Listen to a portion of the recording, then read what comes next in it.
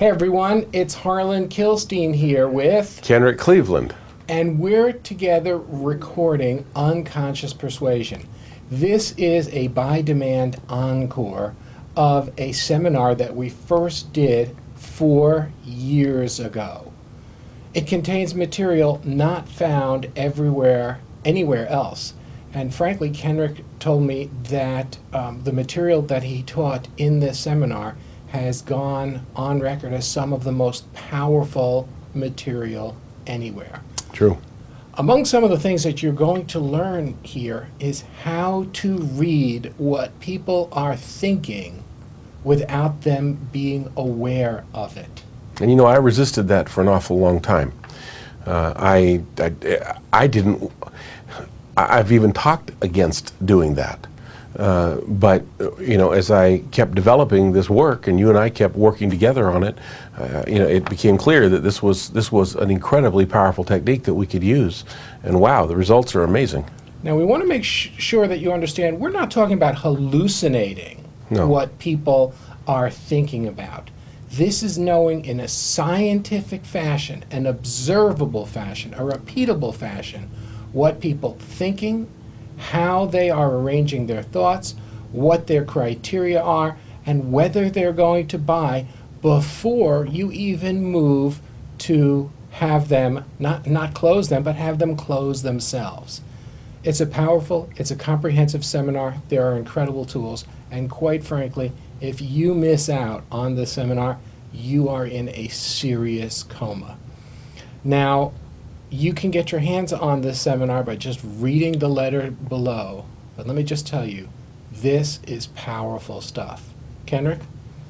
I agree with you 100%, Harlan. This I think, if you already have the basics of selling or persuading, if you're working with groups or you're working with individuals, this will take you to the next step and way beyond. This is really, really powerful.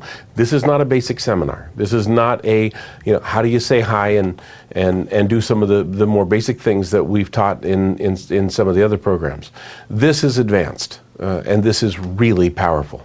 And if you were one of those who had the early edition or even attended the first edition of Unconscious Persuasion, this is substantially different. This is an upgrade. This is the power package. And if you do have the earlier edition, please contact Kim for special pricing. But folks, this is something that you should not miss. Unconscious Persuasion. Just get it. Now.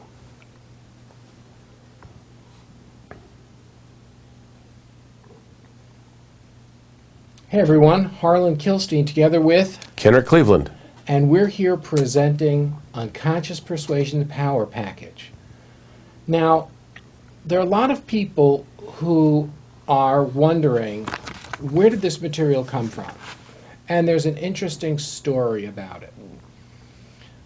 A number of years ago, when NLP was in its formative stages, Bandler and Grinder began modeling people. Everybody knows that they modeled Milton Erickson. Everybody knows that they modeled Virginia Satir and Gregory Bateson and some other effective communicators as well.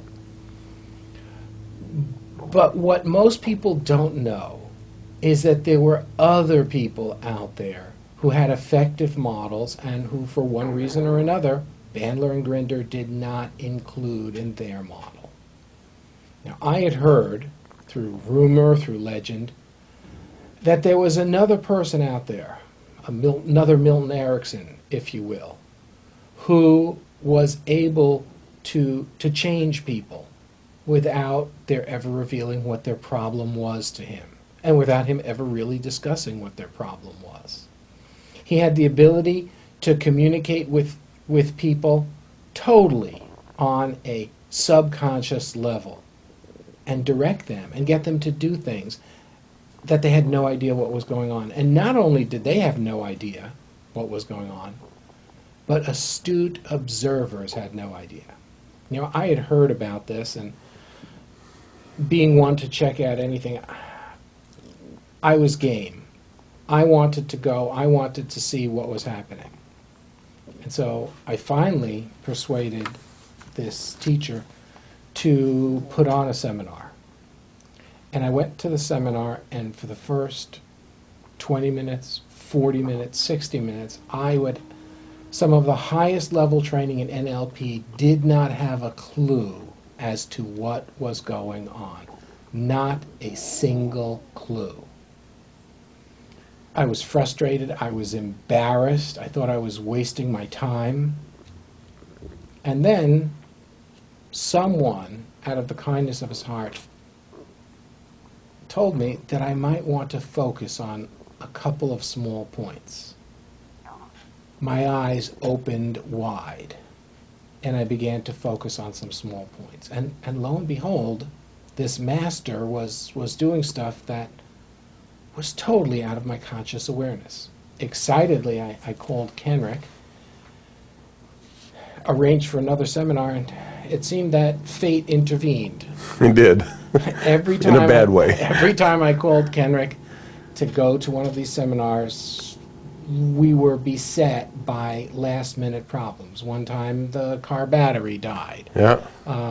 There were other problems. And he was set, car was packed, ready to go, and just didn't happen. Until finally one time, the two of us were at a seminar together. And we sat down every night and went over in detail what we saw, what we heard, and what we felt. And we ended up coming away with this eureka experience. But I have to tell you, it didn't all come at one time. Some of the elements came to us kind of on time delay. Like, oh my God, that's what he was doing. I think too, Harlan, is that it came to us as we put into practice what we were doing with our spin. All of a sudden, we became more clear about what he was doing. So that you're right on the time delay. But he was also, because he taught unconsciously, he was the world's worst teacher. You could go to a seminar and you could come away changed, but have absolutely no idea of what was going on. Now, there are a lot of people who claim to do that and say, well, I'm teaching purely unconsciously. But here, there was a system, and we're going to reveal step by step how it's done. But here are some words of caution. Number one, I go back to one of the first lessons I ever learned with Kenrick. It was on his Max Persuasion tapes, the old tapes that I had. Actually, they were CDs. And you talked about what happens if you try to manipulate people. Do you remember that? Absolutely. That's an appropriate thing to mention now. That if you use these techniques to try to manipulate someone against their will, first of all, it goes against the spirit that we are presenting this in. Exactly right. And number two is it's going to backfire on you. You may get away with a small victory, but in the end, the negative will and intent that you generate will more than come up against you on a spiritual, energetic, society level. So don't do it. Not to mention a very practical level. In my opinion, this gets right down to practical use as well. Look, Harlan's not just saying that in the hopes to scare you, or in the hopes that some of you may be more advanced are going to try to read some programming into that, like we're trying to control what you do with this, and none of which is true. Harlan is saying exactly what I feel as well. If you use these skills to try to push someone against their will, then you're going to have a problem. Okay? It's that simple. So look, do you know what? Like 99 out of 100 people don't even have much of a will these days. Most of the people don't have a clear set outcome about what they want, and are malleable. They're open to hear you. In fact, if you say, for example, Harlan, just imagine, blah, blah, blah, blah, blah. If he's still sitting here when I'm talking about just imagine, he's open to my influence. Now, if somewhere along the way he says, no, Kenrick, that's just not, that's not at all what I'm here to do. I don't want to do that. Okay, I need to respect that and move on. It's too easy. On the other hand, that's not to say you can't effectively persuade and overcome objections, because you can. You just have to do it in a way that you know you're supporting the outcomes of the other people. That's, I think, well put. There are two extremes I want to tell you about in using this kind of communication. Number one You and me. is some work that I did with a girl who was anorexic, and the family was getting quite worried. And they brought the girl in to work with me, and I worked with her for an hour. I never talked about anorexia. I never talked about food. Gosh, so many years ago, I hardly remember the session other than being entirely in another state, working on changing the behaviors on a totally unconscious level, on a totally subconscious level. And the mother called me the next day to say that she had started eating. That's when you're using it for the highest levels. But I've also heard about people using material like this the wrong way, to manipulate, hurt people, and to profit over their knowledge of these things. Folks, I'm underlining what we've said before, and that is, use this material ethically, and it will really take you places. Use this material unethically, and it will cause you a great deal of harm. Now, the key that I said in both of these is use this material. Just watching the videos that we're recording now are not going to get you there. They're going to open your mind. You're going, with the demonstrations that we're going to do, you're going to see things that you've never seen before. You're going to hear things that you've never heard before. You're going to see demonstrations of techniques that you can use that will instantly allow you to change certain situations. However, if you don't practice them, they're not going to go anywhere. Now, there are going to be times in the recording where we're going to stop and we're going to give you an assignment. The smart thing to do would be to take our advice, stop the recording at that point, and go out and do the homework. Now, we say do the homework. We don't mean do it by yourself and think about it. We mean go out into the streets and find people and do the work with them. There's been a shift over the years of what I have been doing, and one of the biggest shifts is the idea that you have to persuade yourself before you can persuade others. You've got to use the skills on you. And to do that, you have to become the skills. You have to make them a part of you. This isn't a script. When they walk away, they're not going to have a piece of paper and they'll go, okay, step one, read this, say that, okay, got it? That's not how this works. Unconscious persuasion really is about how to deal with the unconscious of other people. You can imagine all day long. And hey, that's good. Imagine what we're saying. But you also have to go out and experience it. So if you pass a point where we've told you, stop and go out and do this, if you pass that point and you keep listening, you're only hurting you. Because really, this is designed to help install these skills. And I don't mean funny business here, like, we're installing these skills, you don't have to do anything. No, it's actually the opposite. Yes, we're going to help install the skills, but you need to go out and do it. You need to experience it. We need you to have core experiences that we can then leverage and show you how to take to higher levels. Now, we both experienced somewhat of an unusual story coming through airports recently, and we both used these skills. Kenrick, why don't you tell the story about the last time you came through Miami Airport with the customs guy? Okay. Well,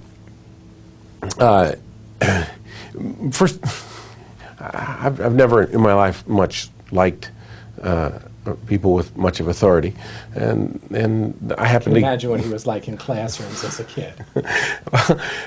So as I come through customs, this guy looks at my form, and he says, the address where you'll be staying is blank. And I said, yes, it is.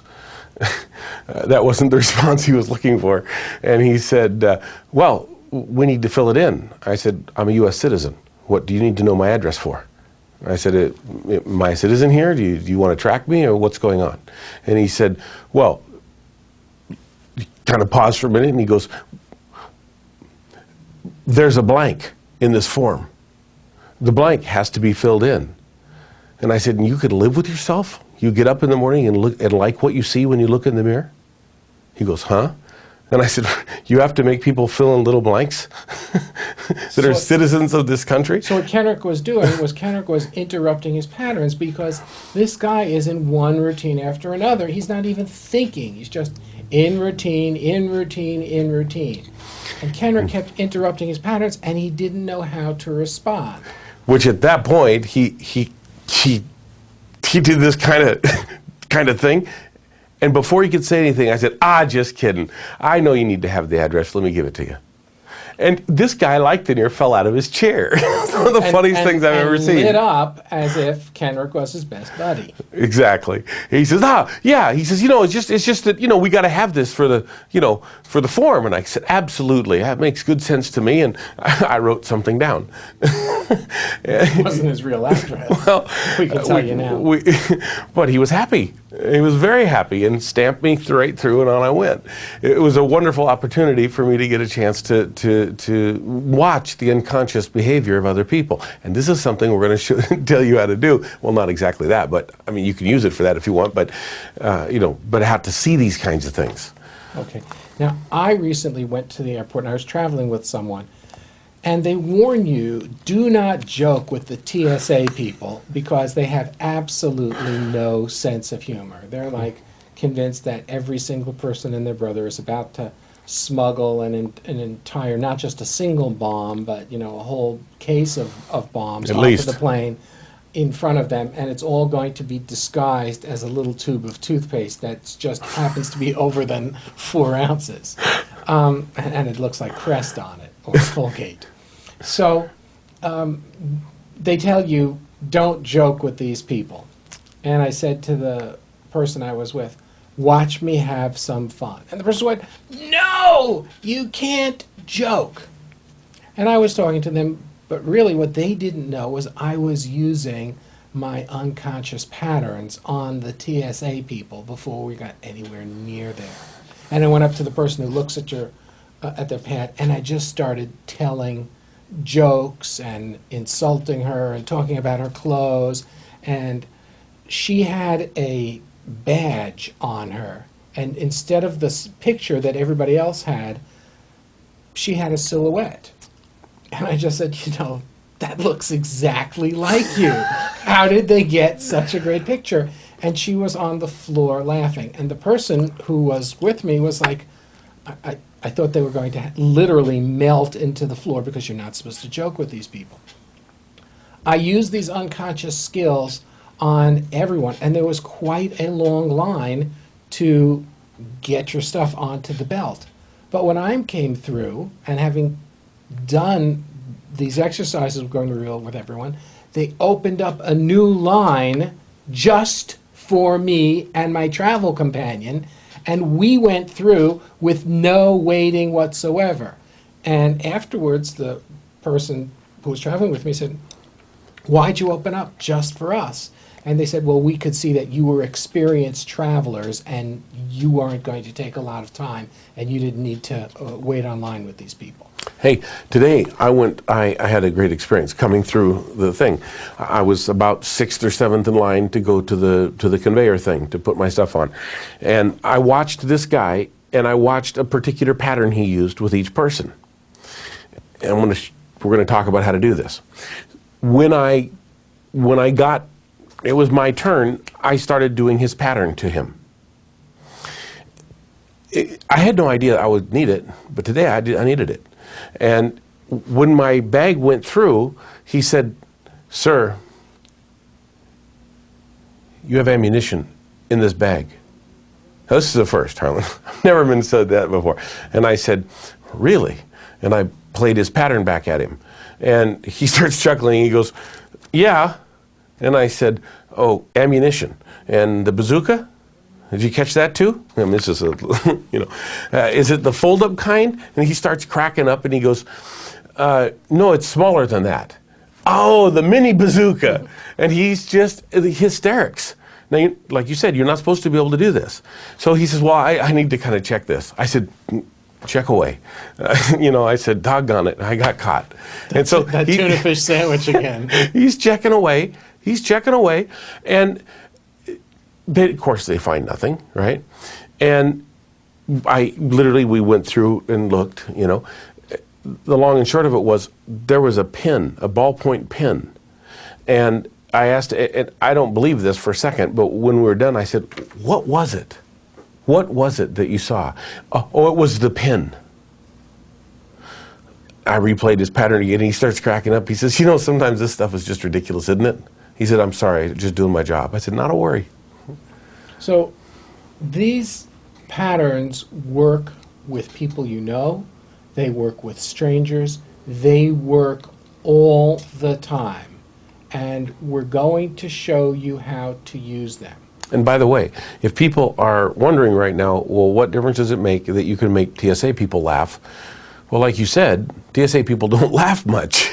And you're not supposed to do that. You're supposed to be serious and let them do their job. But it's a great opportunity to just prove the point, right, to use the skills. And if they open up a line, the TSA people with no sense of humor open up a whole line just for two people to walk through. Experienced travelers. Because we're experienced travelers. Something is going on here. Yeah, and we're going to show you how to take these skills and use them. Do the homework pieces as they are assigned. It will go a long way to having you master the skills. Now, when you're doing the homework, you're going to need to have your eyes open. We're going to be showing you how to open up your eyes. We're going to be showing you how to see things that you haven't seen before. It's very important that you do those exercises too. That we're going to increase your calibration skills. We're going to increase your ability to see things that you didn't notice before. But if you don't practice that, it's not going to happen. It's our experience that doing this consistently for about a month will put the patterns inside of you.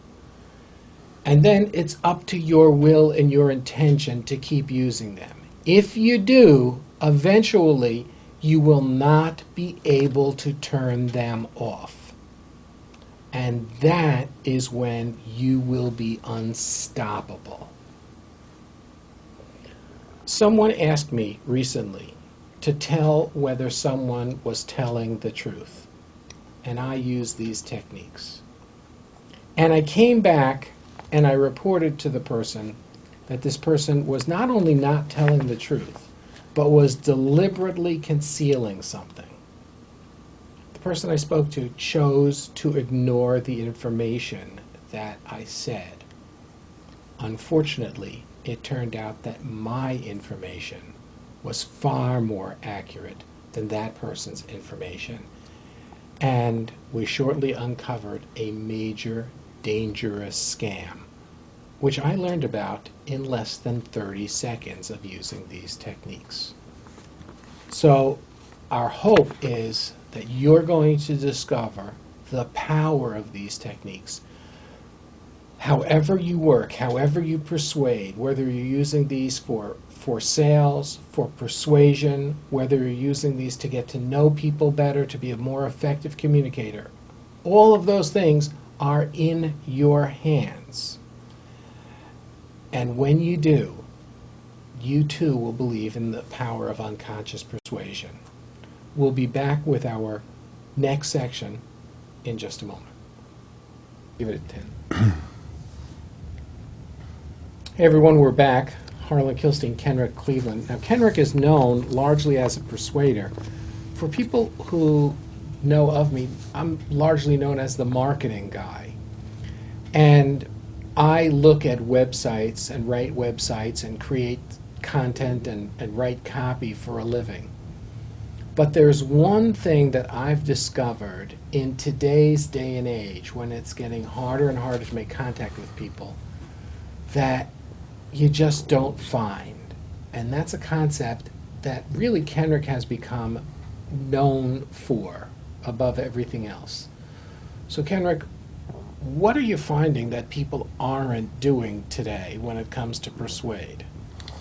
Well, great question.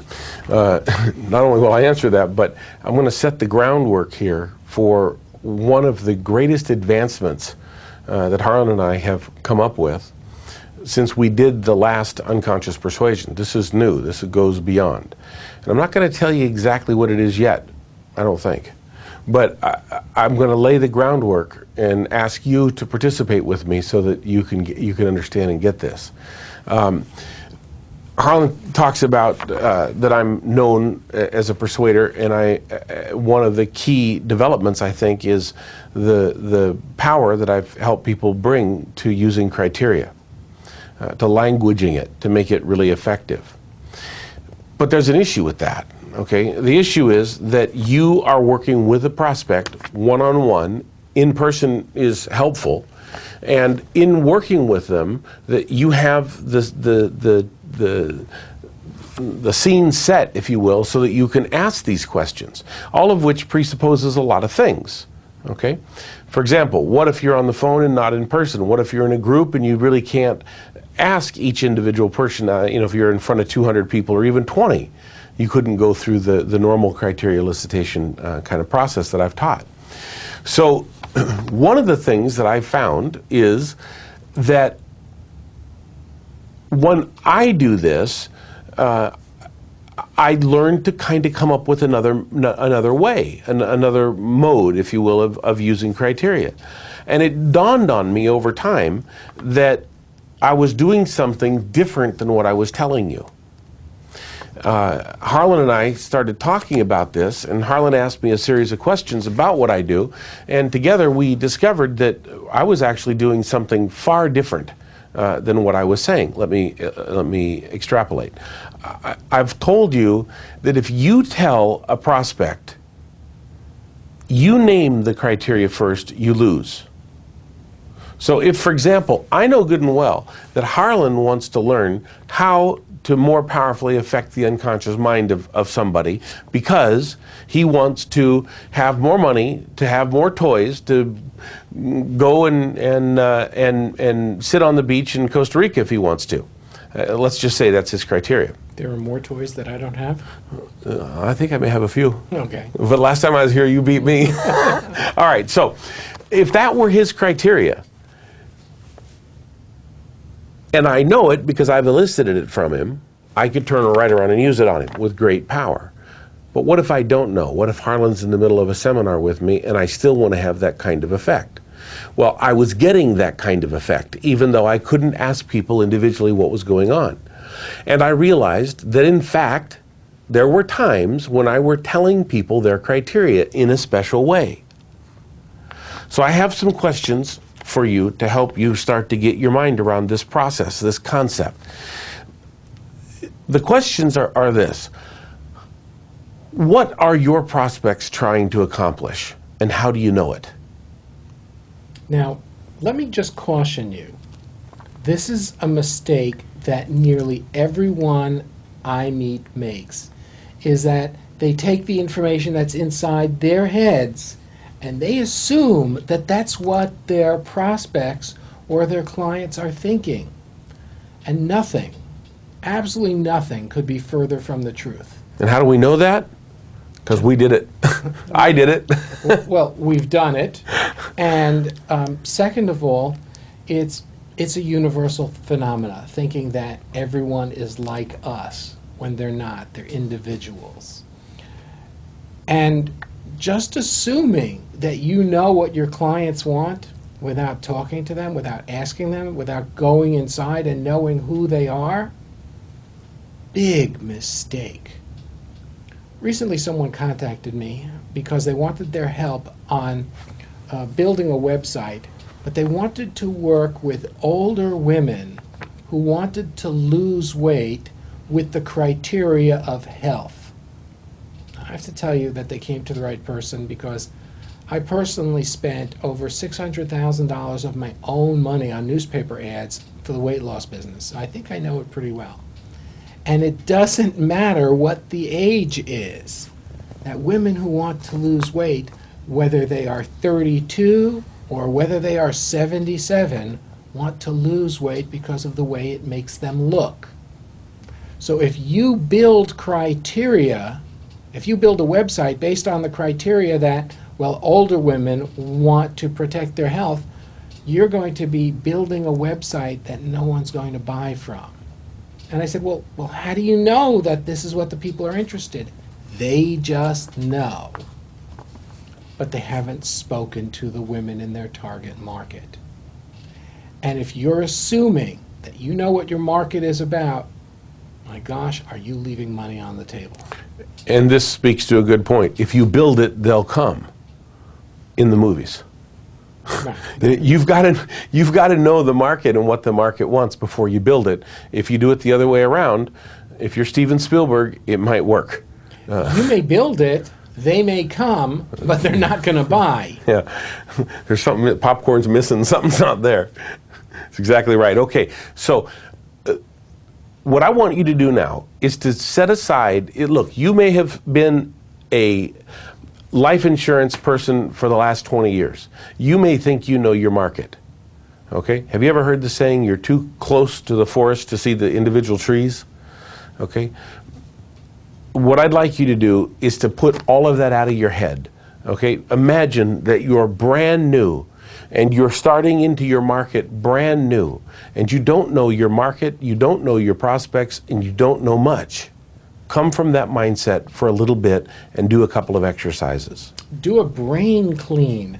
Get out of all of the ideas that you have and come in with a beginner's mind, being ready to learn something, because you may be shocked about what you discover. And what I want you to discover is the criteria of your prospects. Now, most of you probably have been exposed to my criteria elicitation strategies. For those of you that aren't, we'll be going through it. I'll teach it to you real quick, and you could practice with it. If you don't know it, you need to spend some time and practice with this. Okay? If you do know it, it's a quick refresher. And what you're going to want to do is to go out and do this with your prospects from your market. Okay, I want you to do it to no less than 5 people that you would like to clone. So the first thing is, who do you want to sell to? You're going to pick 5 and you're going to go talk to them. It doesn't matter if you've already sold them. It's better if you have, really, for that matter. But that way you're not blowing good contacts. But I want you to go out and I want you to elicit their criteria. And I want you to really listen. If you've already sold them, then you're not going to try to resell them. I want you to listen with new ears. What are they really saying? Just dig down and listen. Okay? It's really important, and I don't want you to go much further until you do that. I want you to stop the process. Right now, let's just go over the quick outline of criteria, shall we? Sure. Okay. My process starts with the question, what's important about? Now, the quick and dirty is, what's important about X? X is what you want to know about. Okay, and I'm going to give you a little bit more sophisticated here in a second, but it's this simple. What's important about X? Now, when he says simple, you need to understand that after I learned Kenrick's criteria elicitation pattern, and just keeping it on the simple level was enough for me to run a multi-million-dollar business and teach other people how to do it as well. So when he says simple, it's powerful. Okay, so look, if you have a blank paper in front of you, you're going to ask what's important about whatever you want to know about, and you're going to write it low down on the paper. Okay? Whatever they answer is what you're going to write. Then you're going to ask what's important about whatever you just wrote. And whatever they answer, you're going to write a line up. You're going to do it 3 times. You're going to ask again what's important about whatever they said the second time. And you're going to write it 1 line up. When you're done, you're going to have at least 3 entries. The highest criteria, and high criteria, by the way, is defined as that which is the most general, It covers the most ground. It includes the most things. Which is a higher criteria? Bicycle or transportation, for example. Transportation, it covers bikes and cars and planes and trains and every imaginable thing. Okay? So the highest criteria is what we're looking for. The highest criteria is also what moves the person the most profoundly. Okay? So I'm going to demonstrate this with Harlan right now so you can get a quick example of how it's done. So the quick process is what's important about, and ultimately what'll that do for you. And really. Also watch the transitions in between each thing. What Kenrick does is he gives feedback on each step. You don't want to be rude here. If someone tells you a piece of information, you need to acknowledge it. Okay? Kenrick always acknowledges the information that people give. So, information, acknowledge, information, acknowledge, information, acknowledge. And then, when you have that highest level criteria, you can direct them any way you want them to go, because people cannot resist their own criteria. It's absolutely impossible. And we'll be telling you stories about that in a minute. So, I'll demonstrate. What are we working on? Well, Harlan, I know that you and I talked by phone extensively over time. How about since so many people on your list are financial people? How about you let me do it this way? Okay, how about I let you do it this way? We've talked a lot by phone about this seminar and what we're going to do and everything, and we're both excited about doing it. But tell me why you wanted to do it. Well, number one, it's fun teaching with you. Excellent. Really good. I love it too. It's a lot of fun. And Harlan, what else? Okay. Is that I think that these skills are just so powerful. It's a pity that more people don't know them. Very interesting. Very interesting. So there's something about people understanding these skills. Right. Yeah, really good. Harlan, what's important about having more people understand these skills? Well, as important as it is about people understanding these skills, every time I'm called upon to teach these skills, my own skill level goes up by a magnitude of about 10. So teaching these skills is actually the best way I know how to ramp them up for myself and take them to the next level. So in addition to the fact that it's a pity more people don't have them, every time you teach them, you're really gaining. You're gaining a huge jump in your own skill level. That's right. And ultimately, what's important about that to you? Is that they stay sharp, second nature, because the more that I use them, the more successful I am. Wonderful. Success is something that it's right up there for you, isn't it? Right. Yeah, really good. All right. And it doesn't matter whether it's success personally or success financially, having these skills basically make a person unstoppable. So a successful person is an unstoppable person. That's correct. And you've aligned yourself in that way. That's right. As you look back in your life and you see how these skills have aligned into your life, do you see how you've become more unstoppable? Oh, yeah. And the future looks even better as a result. Right. Fantastic. Okay. Now, I'm going beyond what I want to demonstrate at this moment, but for those of you with the eyes to see and the ears to hear, you'll be getting a lot from this. First of all, notice how the criteria zigzagged. And a lot of people, this is where they fall down.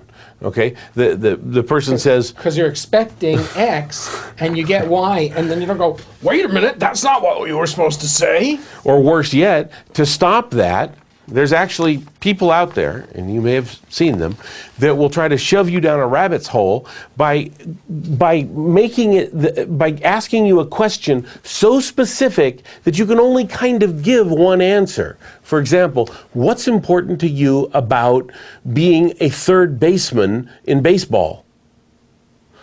Maybe you like baseball, but you don't want to be the third baseman. Or what's important about money, for those of you that are financial advisors? Or what's important about buying a new car today from our dealership?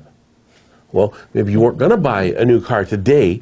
Maybe you want to buy a new car tomorrow or next week or whatever. But these asinine questions, if you'll pardon that language, force people into a way of responding. Notice I didn't force Harlan into a way of responding. In fact, I would ask an open-ended question and expect him to answer, and he did. And I would lead it to where I wanted it to go. Far more artful, far more artful. In this way, you won't sound conniving. You won't sound maneuvering and tricky and salesy. I gave feedback all the way through. He liked it. He kept answering my questions. Okay? Couldn't get me to shut up.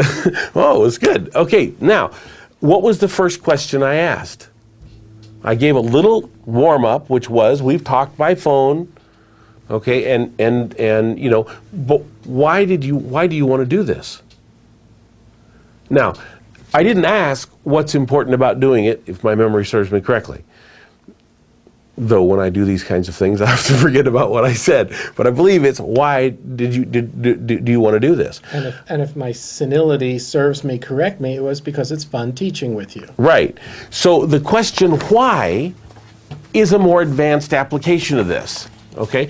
Ask the question why to get started, and you'll learn a lot about the person. Now, I've talked about this a lot more in some of my other programs, like the Persuasion Factor and that kind of thing, but the question why is a very good question to ask.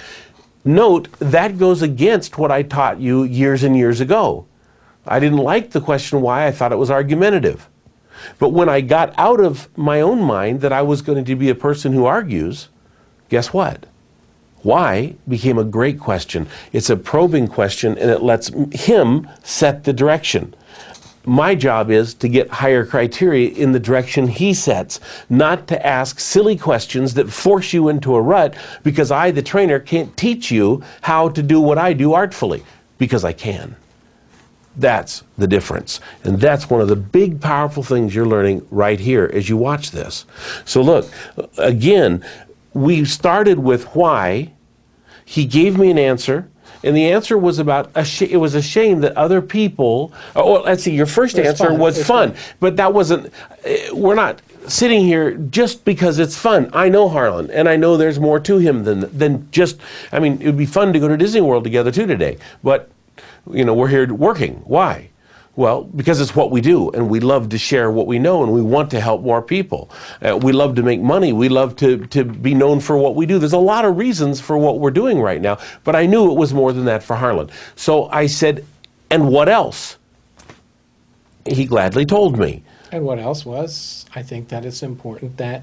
No, it's a shame that not everybody knows this. Right. It's important for people to know these skills, and not enough people know them. Right. And I thought, aha, now I'm getting somewhere. So I said, what's important about that? And he zigzagged again on me, went a different direction. Well, because every time I'm called to teach these skills, my own levels jump, he said. And I'm like, wow, we're going here to here to here. We're zigzagging, but this is good. Okay? How many times have you tried this and you get zigzagged like that and you get running off in the wrong direction? You think, shoot, how could I have done it better? Or this is an example. Or you think, oh my gosh, I'm doing something wrong. Trust yourself. It all comes out in the wash. It does. Okay. So then I knew we'd hit it out of the park because I saw the things I was looking for, which is face coloration changes, breathing changes. I watched him enter into the state of his own skill skyrocketing. And I asked ultimately what's important about that. And it all was about success. And I even got a definition out of him. Did you notice that? He said, success is being unstoppable. Or he said, and that makes you unstoppable. And I said, so that's what success is, something like that. He said, yeah. Okay. I got the definition even of his highest criteria. And yet, how conversational did it sound? Sounded conversational. Okay. And in no way did I think that or feel that I was being manipulated in any way, shape, or form. I did one other thing, let me just mention. Then I asked him to think about his past and the inclusion of these skills, and does his life feel more unstoppable now?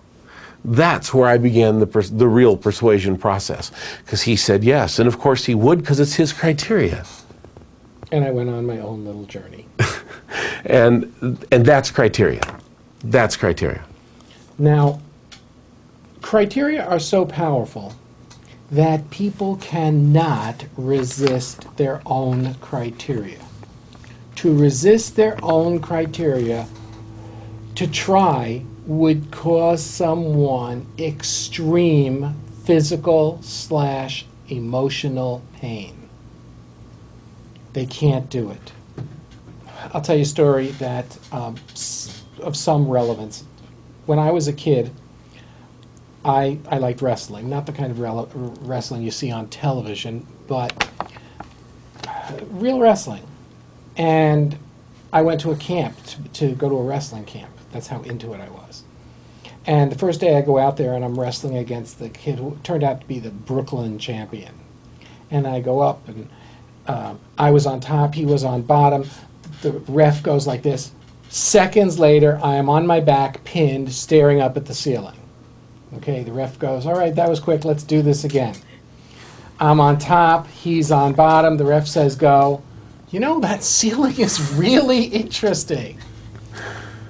We did that 10 times in a row. 10 times in a row, he did the exact same thing, flipped me, I was on my back looking up at the ceiling. Finally, the 11th time, everybody has stopped and is now watching us. I am humiliated, and I say, okay, I don't know what's going to happen. All I know is he is not going to do that thing to me again. The ref says go. I grabbed the guy in a bear hug and did not let him move, at which point the guy collapses on the ground, laughing hysterically. I say, what's so funny? And he says, you are. And I said, what's so funny about me? He goes, I just wanted to see how many times I could do the exact same thing and you would let me do it. Criteria are the same way. If you have someone's criteria, you're going to lead them to make the exact same decisions, do the exact same behaviors, because a person can't violate their criteria.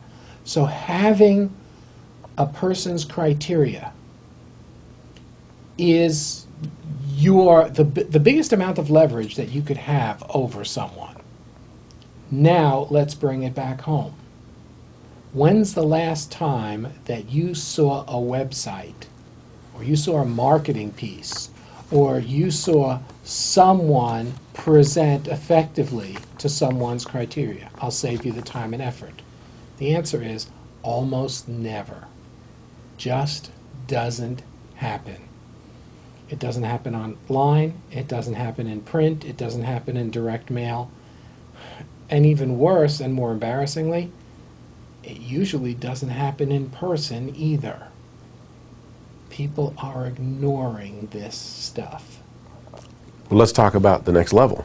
Okay. The next level is, okay, so I'm not going to belabor how to elicit criteria, because you probably know it if you have any of my material, and this is more advanced. So I've given you an outline for it. You have a handout that has the information on it as well, but let's go a little bit beyond. If you have not elicited criteria before, this is something that you should do as soon as possible. Go and elicit criteria in a specific situation without doing the mistakes that Kenrick talked about. What's important to you right now about swimming in this pool? Okay, don't overdo it. Right. Okay, so now let's look at a few things. Let's say you're going to do a meeting. Let's say that you have a few people that are attending the meeting. What is your outcome for this meeting? What are the goals you've set for it? And if you're like most, you can't answer it. Well, or you can answer it generally and say, oh, I want to make a bunch of sales. Okay? What are your real outcomes? What are your real goals? What are your real objectives that you have set? Have you written them down? If not, write them down. Second of all, who are your customers, your prospects, and what do they want? Now, here it gets interesting. I've always told you, you've heard me, I've said, if you tell them what they want, you lose. They have to say it first. And now I'm going to go back on that. And I'm going to show you how you can say it first. Okay? This to me is one of the greatest breakthroughs ever in the field of persuasion. And when you understand this and when you can do it, you're going to be calling and writing and bubbling over with excitement. The first step is you have to get their criteria. So it's important that you go out now, that you stop and you go out now and get at least from 4 or 5 people in your market where you want to persuade the criteria that they want. I want you to condense the criteria. So, in other words, if you've done this for 5 people, you've got 5 papers, all right? Look to see if all 5 people have the same criteria. You know, perhaps one has the security is a high criteria. And in the top, say, 6 or 7 criteria, all of them have security. Maybe security is one thing that all the prospects have in common. Make sure and make a note of that. What else? Reduce them down to the top 5 criteria that go across to all of the people. And do what Kenrick said by getting their definition of it and not taking mere words and assuming that the words have any meaning. If you talk to a lot of people in network marketing, MLMs, you'll hear a lot of people talking about financial freedom, financial freedom, financial freedom. But what does financial freedom mean to that specific person? Don't be satisfied with a term that doesn't really mean anything. Exactly. Now, financial freedom for person A could mean not having to go to work, working from home, equally as hard as they work, but they don't have to see a boss that they don't like. Financial freedom for person B means not having to work at all and having passive income roll in while they live on a beach in Tahiti. one of the things that cracked me up the most was when my stepfather told me that he had retired from being an attorney. Of course, what he was becoming was a diamond direct in Amway, but he'd retired. I thought that's a nice reframe, but it was very interesting. All right, so look, what are the problems your prospect is having?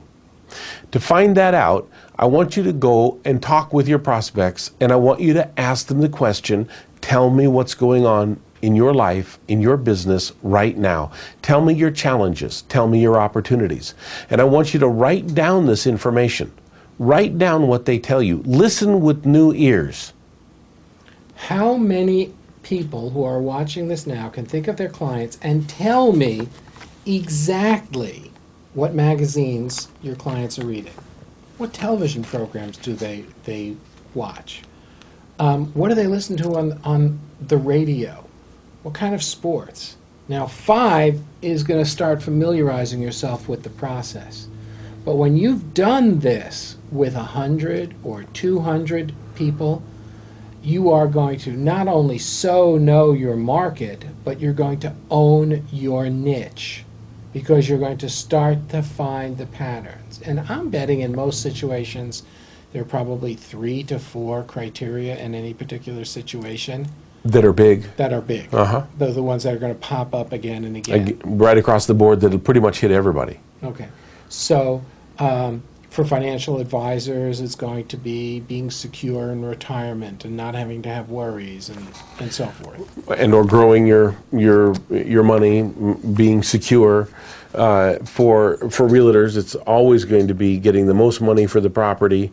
Of course, why? The motivation behind that's another story, and that's where the real sale is going to happen. But it'll be getting the most money possible. It'll be a whole number of things. It'll come up in each of the different markets. There'll be 3 or 4. But what let's do now is let's stop. I want you to go out and minimally, I want you to talk to 4 or 5 people. I want you to do 2 things. Get their criteria. It would be really good if they were a client to do that. That would make it easy for you. And you're talking dead on to your market. And a client you want to reproduce, more like them. And the second thing is, I want you to ask them about their business, their life, their challenges, their opportunities, what's bugging them right now, what is motivating them right now, what's exciting for them right now, what's scaring them right now. And this is a great time to do it. Okay, it's a great time to do it. Go out and do it right now, because when you come back, that's right. I'm telling you. That's right. When you come back, we're going to start showing you how to weave this in using your intention. So let's stop now for a minute and go out and do this work.